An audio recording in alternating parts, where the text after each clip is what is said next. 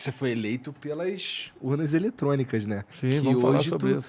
Hoje tu bate com força. Teve um evento lá que você chamou os embaixadores para basicamente falar mal das urnas eletrônicas. Mas já foi eleito pelas urnas eletrônicas desde o começo, que elas foram implantadas, né? Eu apresentei lá atrás um projeto para o voto impresso.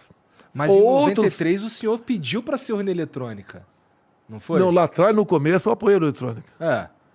Mas você pode ver, hoje falei com banqueiros aqui na Febraban. Uhum. Eu perguntei, por que vocês gastam uma fortuna para se precaver de ataques cibernéticos? E a gente não? O Brasil não? Eu falei para eles, vocês podem ter um órgão em Brasília, não falei que era o TSE, né? Tá. Vocês podem pegar a tecnologia lá e deixar de gastar uma fortuna com isso.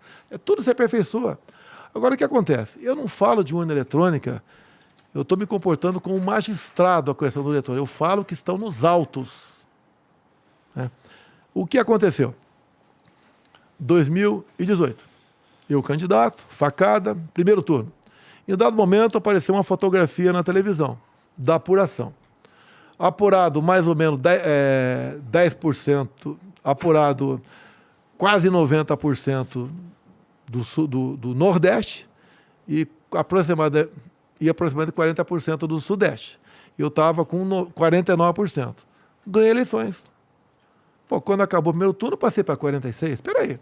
O forte do PT é o Nordeste. Fiquei chateado, tudo bem. Segundo turno, eu ganhei. Daí aconteceu algo fantástico. Que eu falo para a imprensa não quer ouvir. Eu dou o inquérito da PF de 2018 para quem quiser. Para quem quiser. Apesar do Supremo falar que ele é confidencial, não é confidencial. Estão mentindo. Quem fala é o Barroso e o Fachin, estão mentindo. Tá? Então, se um jornal procurar o senhor atrás disso daí... Ninguém quer procurar. Já ofereci para todo mundo. Posso mandar para você uma cópia do inquérito. Então, o que aconteceu?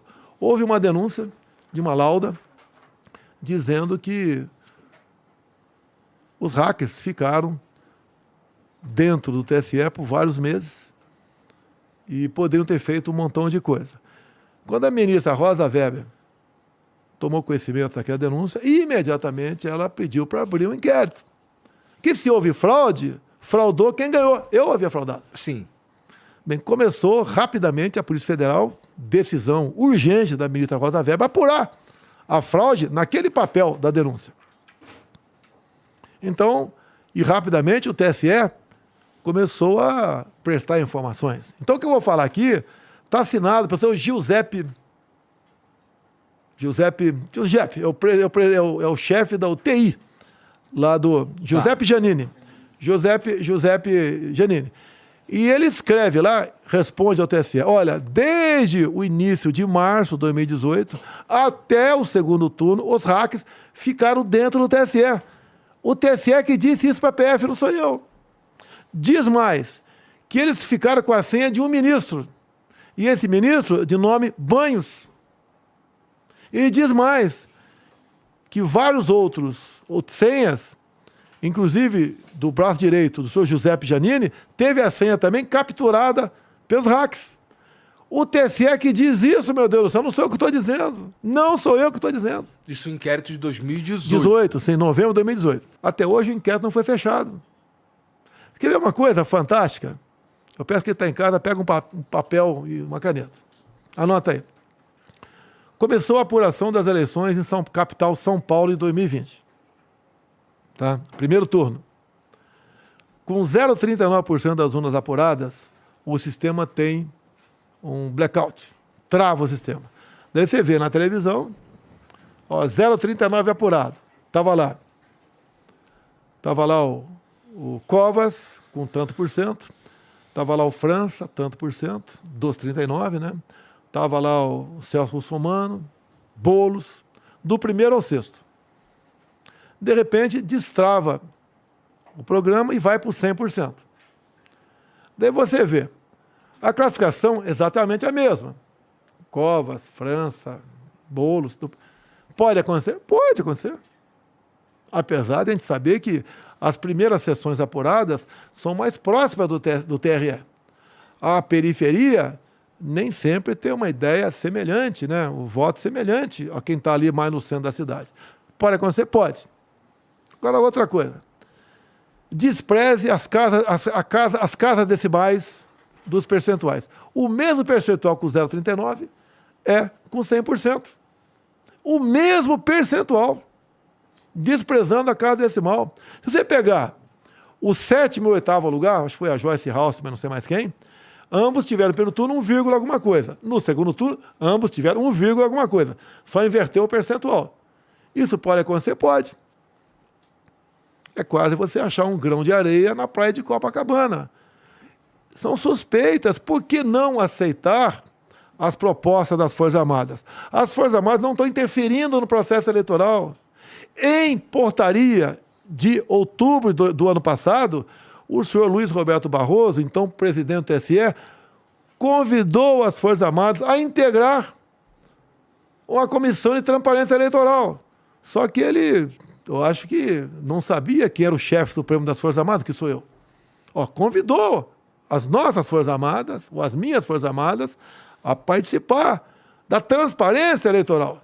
Eu acho que o senhor Barroso não sabia que nós temos um comando de defesa cibernética, mais de 200 pessoas, o pessoal lá que entende do assunto. Que é a galera que estava revisando o código-fonte. Era essa galera? Olha só. E daí que fomos convidados. Daí, o ministro da Defesa, tá, botou o pessoal para trabalhar. Nós não vamos aqui dar áreas de legalidade, nós queremos saber tudo. Se é para fazer comprovar que tem transparência, começamos a pedir documentos. E queremos, desde o começo, vamos reunir a equipe técnica do Comando de Defesa Cibernética com a equipe técnica do TSE. E começaram a não querer mais. Dado momento, o ministro Fachin falou, olha, eleições é questão para forças desarmadas e não armadas. Por que convidaram as Forças Armadas? Daí as Forças Armadas fizeram uma dúzia de sugestões. E daí fecharam a questão que 2 seriam negociáveis de acordo com a lei. Primeiro é checar as urnas no dia da votação.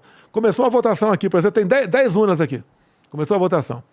Tá? Via sorteio, aqui, por exemplo, pega aquela urna, 8 da manhã, bota para cá, faz de conta que deu pane, bota a urna reserva lá e faz a votação normal. Do lado de cá, começam pessoas a votar sabendo que estão sendo filmadas. Ô, Igor... Esse, porque assim, o que eu vi... o que foi pra mídia era que o Exército queria filmar todo mundo votando. Negativo. A outra mentira, né? Igual a mentira do Barroso, que queríamos aprovar ano passado o voto de papel, como antigamente. Barroso mentiu. A PEC é bem clara. É o voto eletrônico, o voto impresso lá da urna eletrônica, para fazer a devida correção de... Bem, vamos lá. Eu voto e sai um papelzinho. Não, sai o papel. Você não bota a mão, você vê o papel lá e cai na urna o papel. Tá. Se você desconfiar, você pede a recontagem no município, no estado, no Brasil todo. E tudo bem, sem problema nenhum. Bem, daí o que aconteceu? Aí que eu parei aqui. A questão da filmado. Acabou às 5 da tarde, o cara aperta um botão, sai aquela tripa, né? Das urnas e bota no quadro. E vai sair uma tripa dessa urna também aqui, que são 600 e poucas urnas, de acordo com a lei, para você fiscalizar. Então, o que acontece? De acordo com a filmagem, tem que estar de acordo com a tripa. A lei prevê esse tipo de coisa. Prevê, sim, entre outras coisas. Nós aqui estamos fechando a porta da cozinha e da sala. As Forças Armadas pediram isso. Foram convidadas, não se intrometeram no processo eleitoral. Tá? O TSE, até o momento, não aceita isso daí. Não aceita por quê? Mas as Forças Armadas também não impuseram nada? Não temos o poder de impor. Apresentamos sugestões. Agora, a gente não vai participar de figuração. Eu te pergunto, por que são convidados observadores internacionais para ver as eleições aqui? Eles vão fazer o quê aqui? Se fosse o voto no papel, como antigamente, ele vai ver, abriu a urna, contou, tudo bem. Mas informatizado, vamos fazer o quê aqui? Mesmo nossos técnicos, se não fizer isso, a inspeção da urna no dia da votação, tá? A gente não tem como fiscalizar nada. Então, esse primeiro momento...